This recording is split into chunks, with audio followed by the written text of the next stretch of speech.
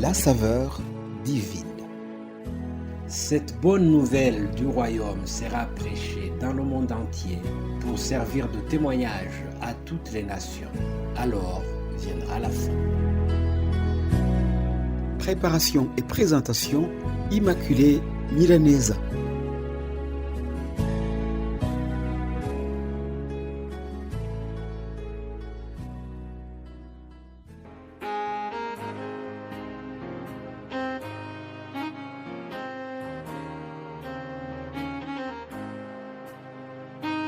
Bienvenue très chers amis, vous tous qui êtes à l'écoute de l'émission Saveur Divine. J'espère que vous allez bien. Rendez grâce au Seigneur qui nous donne encore le souffle de vie ce matin. Comme vous le savez, toute la semaine ici, nous avons un thème qui concerne des conseils pour contrôler notre langue. J'ai trouvé que l'épître de Jacques, c'est la meilleure source d'inspiration pour ce thème. Nous allons lire juste 2 versets que nous trouvons dans le chapitre 3 de l'épître de Jacques. Lisons à partir du verset 2. En effet, nous trébuchons tous de bien des manières. Si quelqu'un ne trébuche pas en parole, c'est un homme mûr, capable de tenir tout son corps en bride. Quand nous mettons le mort dans la bouche des chevaux pour qu'ils nous obéissent, nous dirigeons ainsi leur corps entier. De ces 2 versets, retenons ceci. Jacques nous dit que l'être humain a plusieurs façons de trébucher. L'être humain a plusieurs façons de pécher. Nous pouvons pécher au travers nos pensées, nous pouvons pécher aussi à travers nos actes, nous pouvons pécher au travers nos paroles. Et il insiste en disant que si un homme ne pêche pas à travers ses paroles, c'est un homme mûr. Il est capable de tenir tout son corps en bride. Chers amis, qu'est-ce que cela nous enseigne? Cela nous montre que c'est au niveau de nos paroles que nous devons mener le plus grand combat. Notre maturité spirituelle se détermine par notre manière de tenir notre langue. Deuxième chose que nous retenons dans ce passage, c'est que Jacques nous fait une analogie. Il parle des chevaux. Vous savez, à l'époque où Jacques écrit, le moyen de transport utilisé, c'était les chevaux. Pour se déplacer, les gens devaient utiliser un cheval. Alors, pour bien diriger le cheval, on lui mettait un métal dans la bouche. C'était une manière de pouvoir le contrôler. Et alors, Jacques veut souligner que le mort dans la bouche d'un cheval contrôle tout le corps entier du cheval.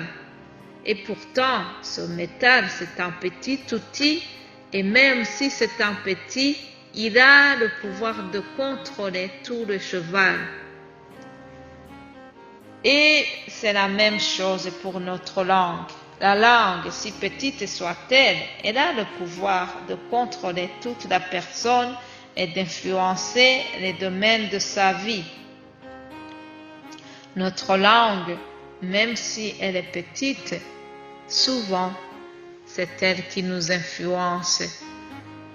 Les paroles que nous sortons, les paroles que nous utilisons, elles ont le pouvoir de construire ou bien le pouvoir de démolir.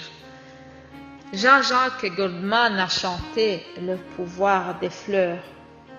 Chers amis, je voudrais vous dire qu'il y a un grand pouvoir dans les paroles.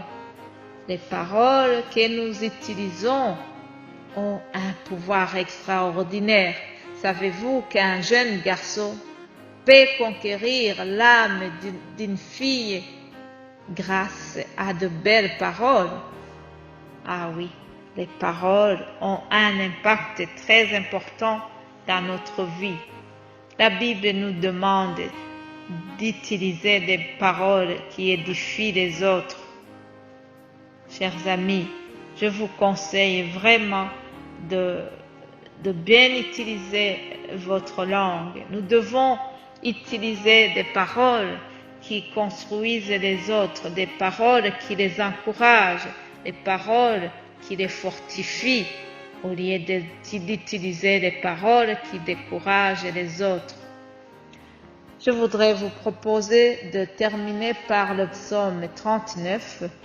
Psaume 39 au verset 2. David dit ceci. Je disais, je veillerai sur ma conduite de peur de pécher en parole. Je mettrai un frein à mes lèvres tant que le méchant sera devant moi. Bien-aimé de Christ, il y a un méchant qui est toujours devant nous. Celui-là, c'est Satan. Satan est toujours près de nous pour nous pousser à commettre les péchés au travers des paroles. C'est pour cela que David prend cette ferme décision en disant « Je mettrai un frein à mes lèvres ». C'est ça la décision que nous devons aussi prendre aujourd'hui. Mettre le frein à notre bouche, bien réfléchir avant de sortir la parole. Un collègue a dit hier dans son enseignement que nous devons tourner notre langue 7 fois dans la bouche avant de sortir la parole. C'est une manière de nous dire que nous devons faire très attention à nos paroles, car nos paroles ont un grand pouvoir, soit d'influencer le monde qui nous entoure, influencer dans le bon sens ou dans le mauvais sens. Et nous devons chercher à impacter notre entourage par les bonnes paroles, des paroles qui édifient les autres. Alléluia. Chers amis, je vous propose de prier avant de terminer. Père Céleste, je te remercie. Je te remercie pour cette parole inspirée aujourd'hui.